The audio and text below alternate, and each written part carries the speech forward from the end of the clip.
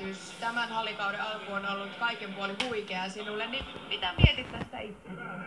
No, hyvältä se tuntuu, että on selkä vähän tuossa lämmityssä kipeä. Semmoinen joka hyppy vähän sattuu, mutta kyllä se sitten lopuksi kääntyi. Onneksi. No kyllä kääntyi. Iso harppaus viime kauteen kaiken kaikkiaan. Mitä kaikkea siellä taustalla on? Toki olet vielä nuori mies. No hyvää treenaamista tietenkin ja semmoista, ei mitenkään vakavasti, mutta semmoista kehitystä on tullut. Kouluakin on vielä, niin mikä on tasapainoilu urheilun ja koulunkäynnin välillä? No koulusta suoraan reenaamaan ja sitten kotia tekee läksyt ja sitten on aika lailla siinä päivä kurvassa.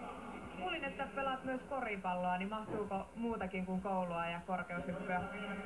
No kyllä korista välillä. Se on nyt jäänyt vähän vähemmälle ja taitaa jäädä nyt vähän enemmänkin vähemmän. Kyllä sitä nyt vielä vähän aikaa pelata. Hyvä, kiitos haastattelusta.